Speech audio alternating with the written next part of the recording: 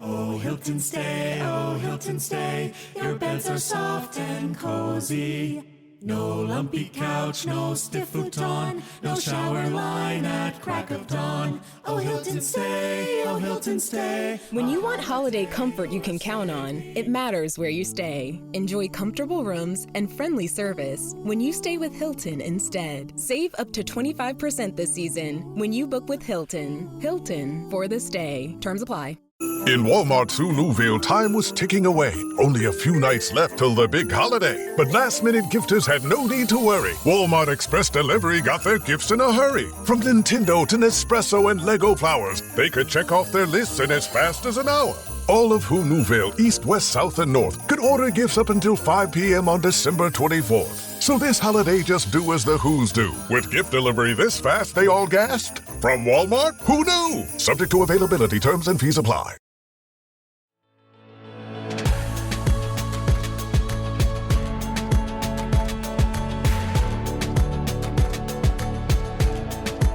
I'm Nicole Khalil, and you're listening to the This Is Woman's Work podcast, where together we're redefining what it means, what it looks and feels like to be doing woman's work in the world today, with you as the decider. Whatever feels true and real and right for you, that's how you do woman's work. And part of that work for all of us is learning how to live, to love, and to lead without losing ourselves in the process, which sounds kind of obvious and easy until you actually try it. Because the moment you start saying no, setting boundaries, or daring to challenge or disagree, someone inevitably accuses you of being a little difficult. And honestly, they're not wrong. You are being difficult, at least in the way women are taught not to be. You're interrupting a system that rewards compliance, a relationship dynamic that depends on you over-functioning and over-giving, and a workplace that still labels ambitious women as aggressive while excusing or applauding men for the exact same behavior. I know all of this from personal experience. I've always been a little feisty. You can count on me for the occasional rant. I say fuck a lot. And yet, I still catch myself holding back regularly. I tell myself it's because I don't want to damage the relationship or lose the opportunity or hurt someone else's feelings. I've swallowed my needs. I've stayed quiet to keep the peace and then felt resentful when the people around me didn't meet those needs that I never actually communicated. I've been called too much and too difficult. Hell, I've even said to Jay on more than one occasion that I know I'm not an easy person to be with. Though I'm not sure if that's actually true or something I've absorbed over time, like secondhand shame. Because maybe relationships aren't supposed to always be easy. And for the record, I don't think they're always supposed to be hard either. But maybe real connection in work, love, and life requires healthy, thoughtful conflict. Maybe pushing back isn't defiance, it's devotion. Devotion to the truth, to the other person, to the relationship, and to yourself. Our guest today is Tonya Lester, a Brooklyn-based psychotherapist, writer, and author of Pushback: Live, Love, and Work with Others Without Losing Yourself. Her work has been featured in the New York Times, The Guardian, Newsweek, Psychology Today, and more. And Tonya's here to help us unlearn our aversion to conflict, redefine what it means to be difficult, and to finally push back without losing ourselves in the process. So, Tonya, thank you for being here today. And one of the things that you said that I noticed when I was prepping is that women don't often even realize that they're suppressing their own needs or their desires in an effort to care for others. So, can you start by talking to us about what that even looks like, what that means, and how we are backing off far more than we are pushing back? Sure. Thanks so much for having me, Nicole, first of all. What I have noticed, certainly with clients, certainly with friends, and certainly in myself, is that there is a tendency with small areas of disagreement or conflict or one person's needs, like whose needs moment to moment are more important. And I think part of being in a relationship and adulthood is that sometimes your needs aren't the most important. But I think that women do a default that their needs are always the least important. And I think what raises to the level of where there should be conflict, for some women, it's just too low. It's just too many times of saying, it's not a big deal. Why even bring it up? We're only going to have a fight. Nothing's going to change anyways. I don't want to hurt his feelings. I don't want them to be mad. I don't want anyone to think I'm difficult. And that builds, right? So that's like a brick in a wall between us and the other person, where pretty soon we might get to a place where we don't feel known at all. And we're so used to suppressing what we want to say that we almost either A, don't know what we want to say anymore, or it just feels like too heavy of a lift to kind of right the ship. Hmm. And that's when I see a lot of women feeling very demotivated and hopeless, kind of collapsed around how much efficacy they have to make changes at that point. And then so that's when maybe you show up in my office and leaving it just feels too late to put the work in. Leave it, you feel like, oh, I just have to start over. Right. But if you start over without learning the skills of speaking up often and early, then you're just going to recreate the same relationship again. Tonya, while you were talking, thought of so many moments where I've done this, and I can't imagine I'm the only one where like you said, the threshold is too low. So I don't speak up or I keep the peace and the resentment builds or feeling unseen or unheard or undervalued. All of that builds. And often I feel like we get to a breaking point or a point of no return or a point of like full explosion. And it's almost that where I actually feel I am being difficult, Mhm. as opposed to I wouldn't have been difficult if I would have addressed the small thing when it was small. 100%. And it may be potentially actually being difficult because I've collected a mountain of small things and turned it into this massive point of no return. So, am I the only person who's doing this? I can't imagine. And is what you're trying to say is there's value in addressing the things and raising our threshold so we do address the things when they're a little bit smaller. Right. Yeah. You're not the only one. I call this the do nothing freak out phenomenon of communication. And I think a lot of us fall into that pattern. Even as you say that, I have flashbacks of freaking out in an airport or, where it just got to it built too much. And then what ends up happening is we might really lash out, be mean, name call, catastrophize, throw in everything, including the kitchen sink, and then end up apologizing and then being the one who, because our presentation was so difficult and maybe unfair, Mhm. ignoring all the unfairness that, built up to cause that moment, then I think, we end up feeling kind of sheepish and apologizing and trying to make a repair, but those underlying issues are still not resolved. Yeah. And so one thing I really encourage women to think about is sometimes we have an idea that we either stay silent or are so extreme, are so kind of difficult or kind of hysterical in a way that we don't like in ourselves and we have judgment about it in other women, which is its own topic, like our own internalized misogyny around that. But I really encourage people to, think about, I can say something direct, simple, concise, without being mean or harsh. It's okay to state things clearly. And that's what I really encourage. I don't like this. We need to find a different way. This isn't working for me anymore. That was very hurtful. When you said this, I imagined this. Help me walk through how we can do this differently before. None of those sentences are mean or attacking. They're Mhm. just clear. And saying things like, I am not happy, it feels like we'll destroy, maybe depending on your relationship, like we might destroy the person across the table. That would be so hurtful to him. But if we don't say it out loud, we're destroying ourselves, right? Right. And so we need to have relationships where we can say hard things. We have a partner who hopefully can listen, which is helping our partners do that as a whole nother piece, but also doable. And yeah, to say the hard thing before it becomes an explosion, before you Yeah. have to throw a hand grenade, just say Yeah. the thing. Yeah, I know for myself, if I'm at the point of wanting to flip tables, that I've let something build or go on for too long, and I have a responsibility in that. So, what I'm hearing you say is that we're not trying to pick fights here. This is not about ultimatums. This is about responsible communication, clear, direct, and addressing things when they come up. The example you gave, I'm not happy. I think every human I know has had a moment of that in their if they're married or long-term relationships. You are not going to be happy every moment of every day. No. And I've had that. Like, I'm not happy and I want to be happy in our relationship and I want to be happy with you. So how do Mhm. we this isn't I'm not happy and it's your fault, you fix it.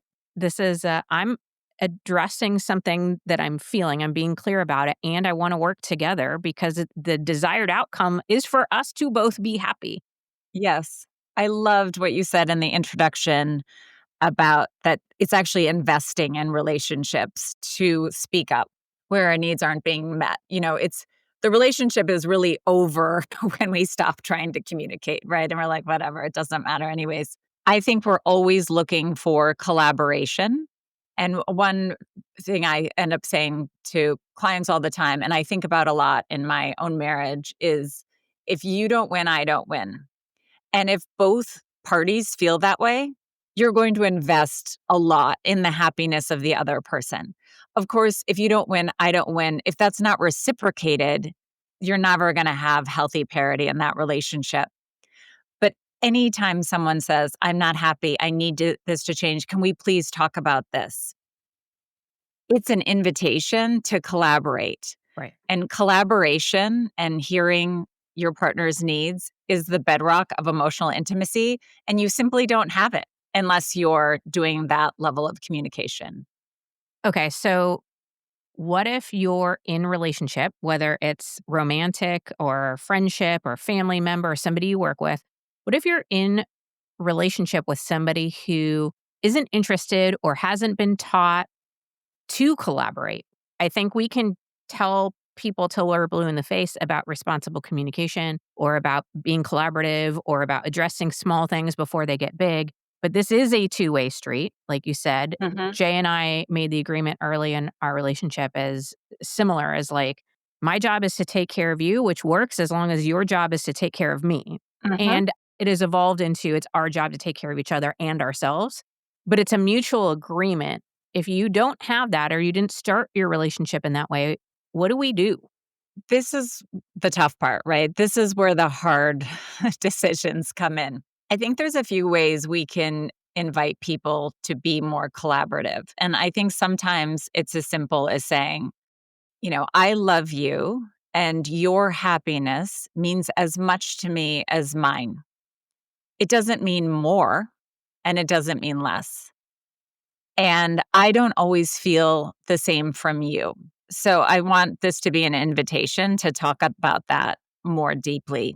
I think very often we've disserviced men in not teaching them well enough to be collaborative, right? In the same way that we teach women to say nothing, men often sometimes don't even really know how to collaborate. Like that is just a completely different frame. Hmm. Women are the keepers of the relationship. And so we overfunction on keeping the relationships. But men are sometimes not given the tools. And not sometimes.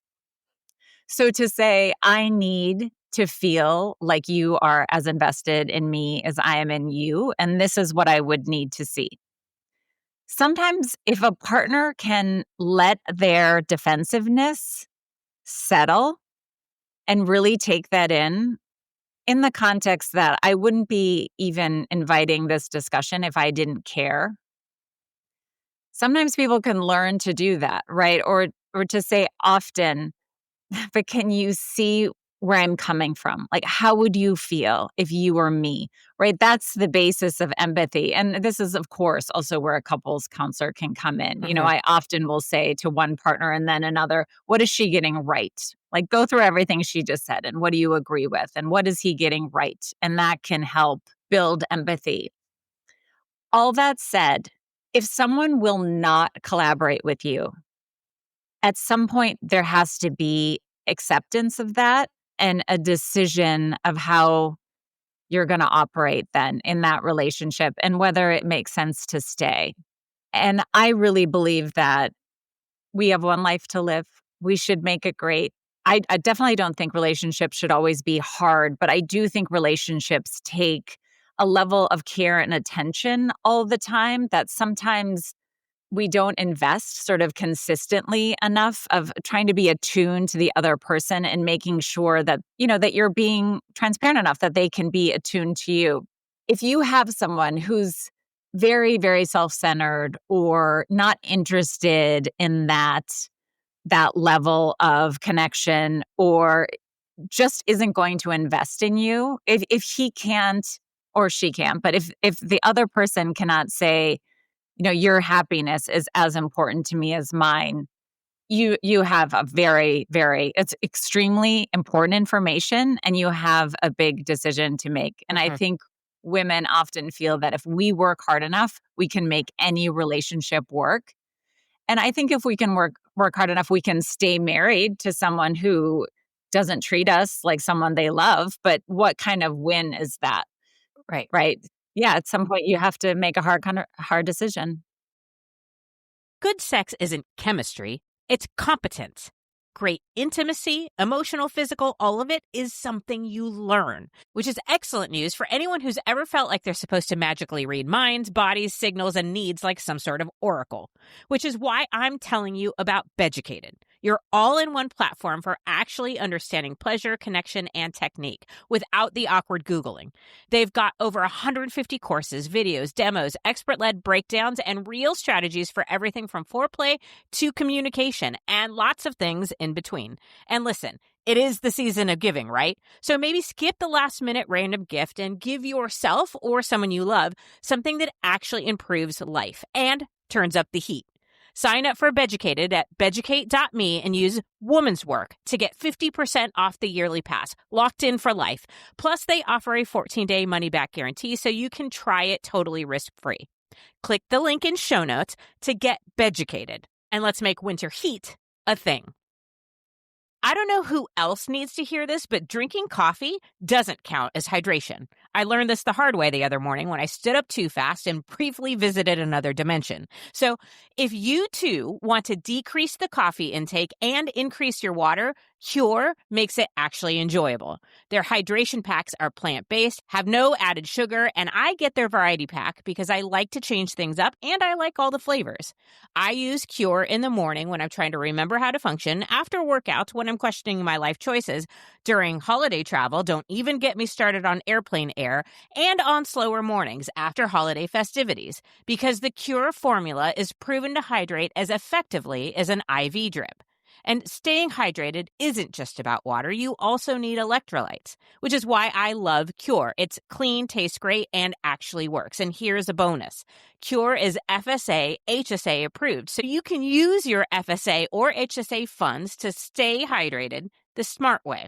For This Is Woman's Work listeners, you can get 20% off your first order at curehydration.com/woman's work with code Woman's Work. And if you get a post-purchase survey, make sure to let them know you heard about Cure right here. It really helps support the show.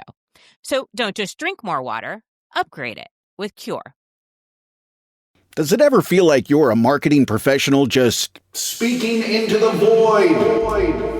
But with LinkedIn ads, you can know you're reaching the right decision makers, a network of 130 million of them, in fact. You can even target buyers by job title, industry, company, seniority, skills, and did I say job title? See how you can avoid the void and reach the right buyers with LinkedIn ads. Spend $250 on your first campaign and get a free $250 credit for the next one. Get started at linkedin.com/campaign. Terms and conditions apply. Agreed across the board. We're talking about marriage or a romantic relationship here, but I would say the same applies in a working relationship or a friendship. Yeah. If you're doing all of the heavy lifting, the analogy kept popping in my head. I don't remember when I read this, but it was many, many years ago, of like when I think of a woman over-functioning in a relationship, it's like there are two oars, and an over-functioning woman is rowing both.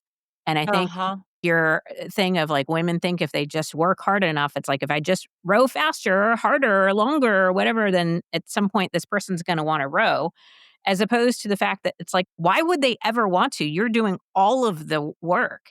Yeah. And to the other point too is a lot of men aren't taught the skill of collaboration and empathy. They're taught those are more, and I put in air quotes, feminine skills, right? And so there is an element, I think, if you're listening as parents of sons, of teaching this skill of Mhm. both people rowing, and it always works best if we're both rowing together in sync in the same direction at the same Right. time, right? And sometimes people need a break, or sometimes somebody might need to row a little bit. Like, this isn't a, I don't know why this popped in my head, but when people talk about going to marriage counseling, I often hear from women like, they're just going to tell me that I'm right. They're just going to be on my side. And I'm like, no, over functioning is something that any good therapist or counselor is going to address. Just because you're Yes. doing all the work and it doesn't mean that you're right. It means that you're over functioning or overdoing or in Mhm. relationship with somebody who isn't rowing with you. Okay, I'm all over the place. I guess my question is, you said this, we have decisions to make.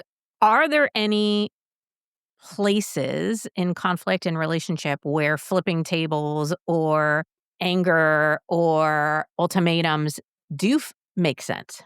Yes, for sure. I don't know about, I guess, metaphorically flipping the table. If you feel like someone is ignoring you or just not hearing it, because I do think we have a tendency to minimize things we don't want to hear, and to avoid. And so if you feel like your more measured attempts at communication are falling flat, I think showing anger and showing sadness is appropriate because it amplifies the message and it fuels the a need to change.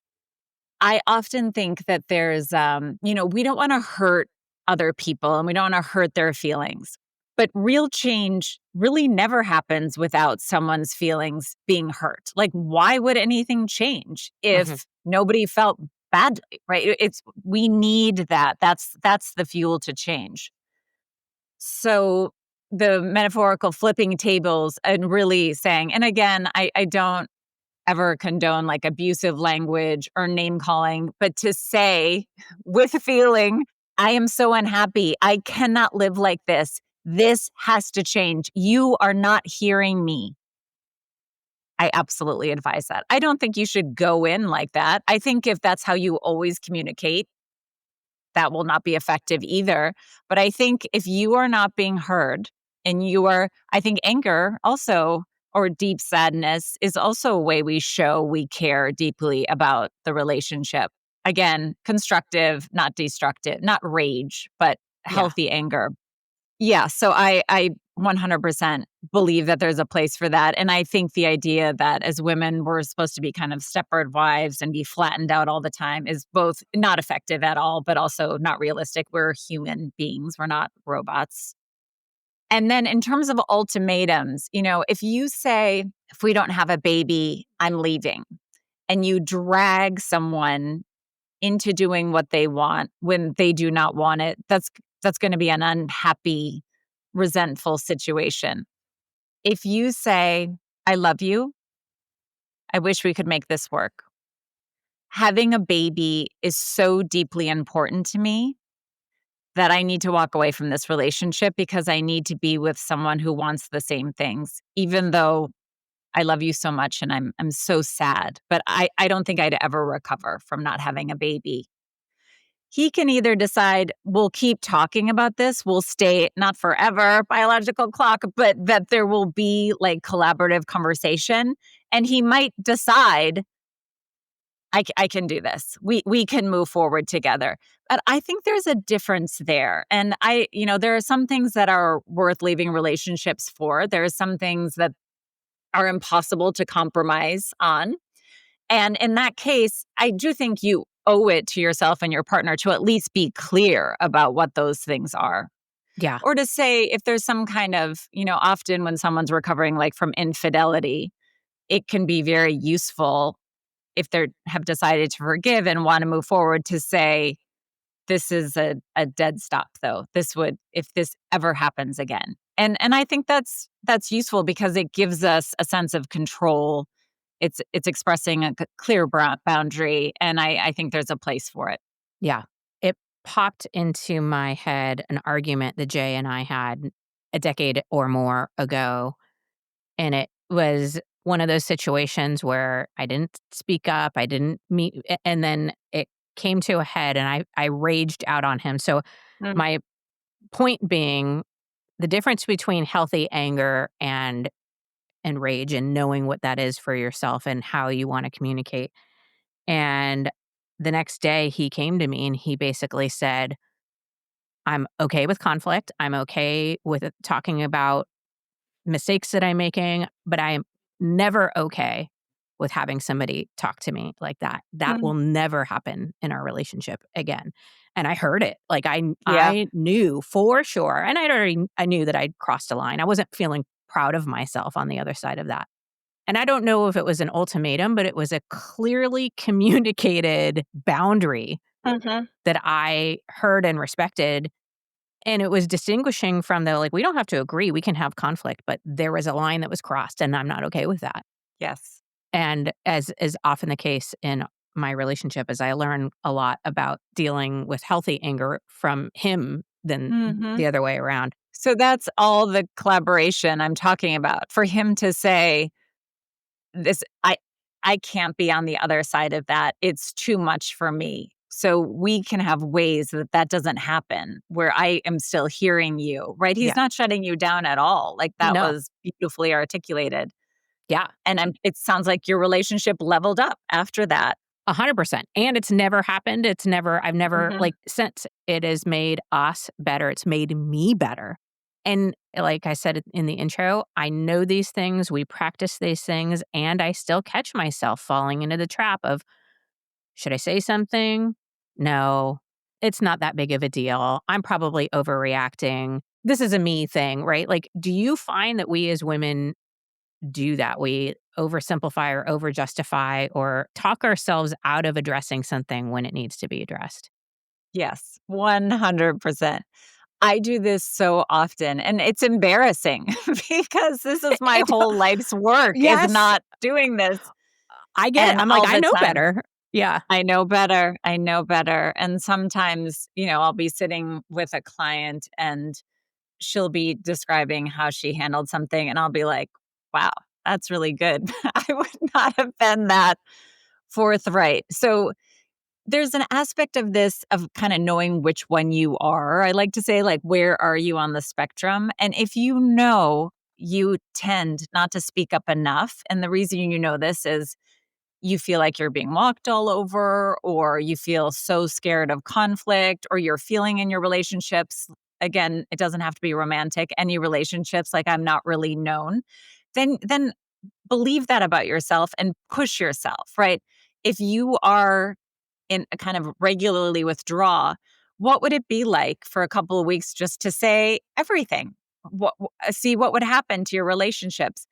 Are there some people who go too far and cannot let anything go and are constantly like after people? Yeah. I mean, there's people like that. And I think you'll know too if you fall on that level of the spectrum. And in which case I think it makes sense to write these things down in a journal, give them 48 hours to breathe, see if you want to revisit it. And we can always say 3 days after the fact, 3 weeks after the fact, 6 months after the fact, I want to bring something up. It happened a while ago, so I think it's going to feel odd too. I'm bringing it up, but it's really churning in my mind. And so I need to say it. Mhm. And then say it. Like it's not like we only get the first 5 minutes after it happened. Like allow yourself to go back.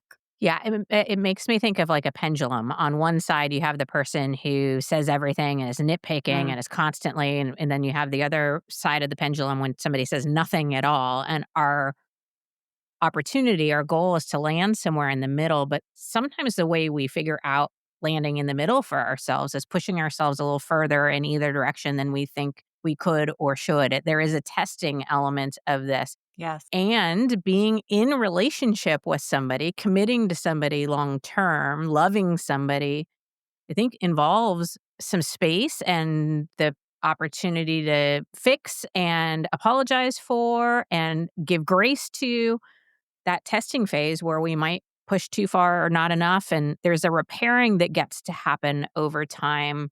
Now, when you're in a work relationship, Mhm. sometimes there isn't that same level of love or commitment or agreement of like, we're going to give space for that.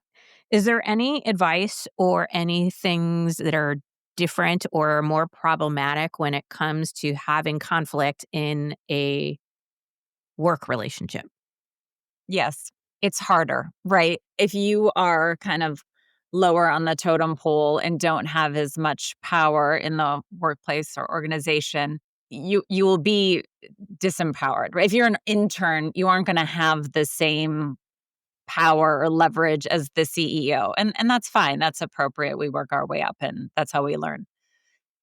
What I would say the corollary to being loved is in the workplace is being valued because of what you bring to the table and because it's a place that's respectful of who you are, of being just a human, right? Believing that everyone's deserving of fair treatment. If you aren't being valued in your workplace or it's a very toxic environment, you're probably just going to have to leave. It's very hard for one person to change a toxic environment. What I encourage people to do in that situation is to really look at, here I am. I can't leave until this time or until I find something else or I finish this internship or whatever.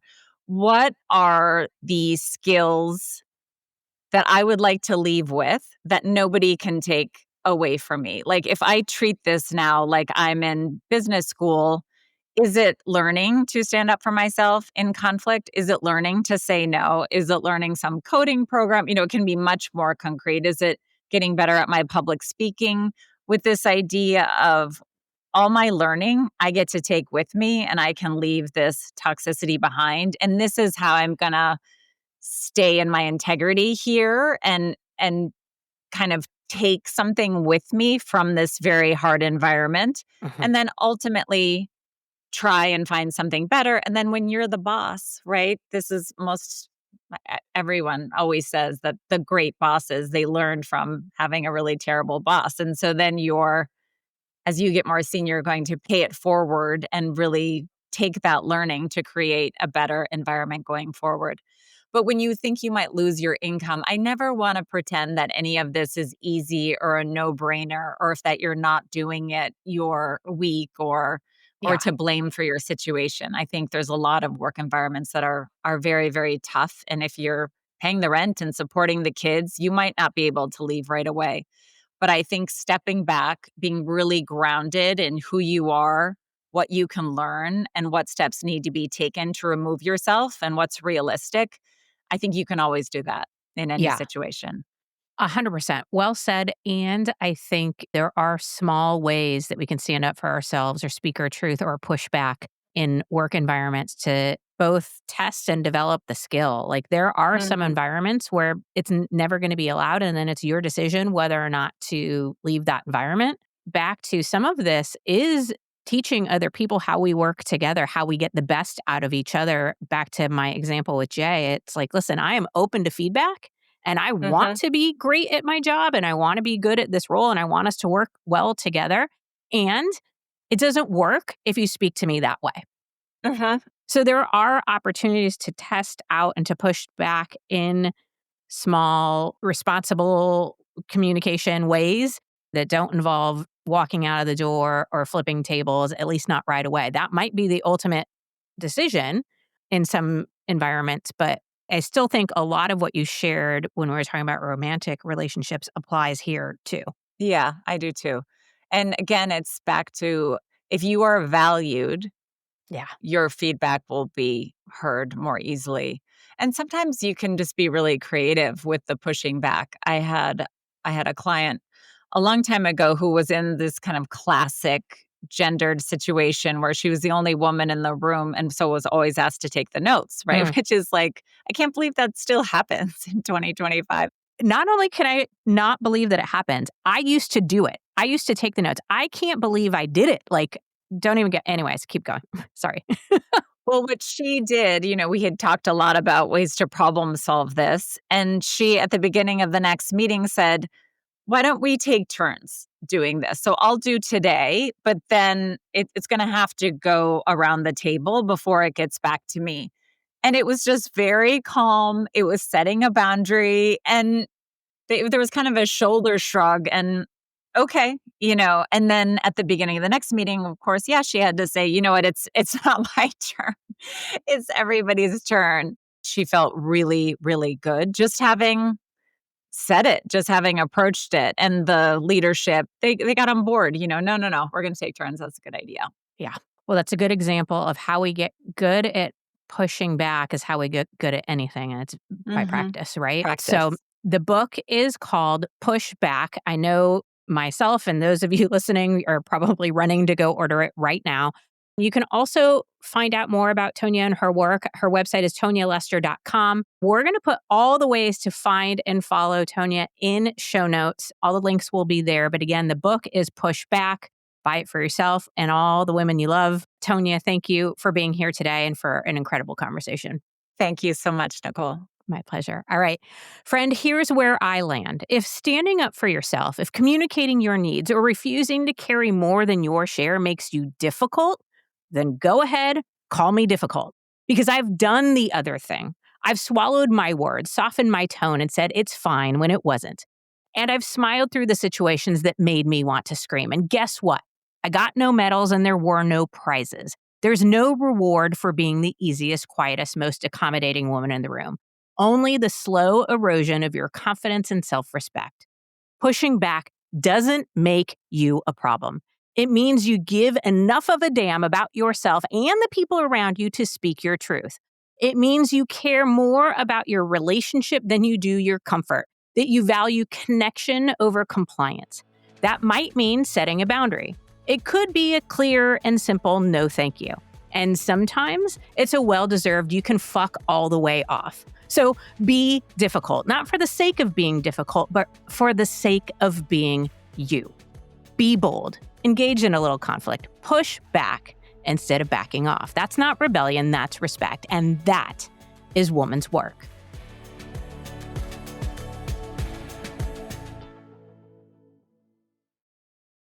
Hey, Ryan Reynolds here for Mint Mobile. One of the perks about having 4 kids that you know about is actually getting a direct line to the big man up north. And this year, he wants you to know the best gift that you can give someone is the gift of Mint Mobile's unlimited wireless for $15 a month. Now, you don't even need to wrap it. Give it a try at mintmobile.com/switch. Upfront payment of $45 for 3-month plan equivalent to $15 per month required. New customer offer for first 3 months only. Speed slow after 35 gigabytes if network's busy. Taxes and fees extra. See mintmobile.com.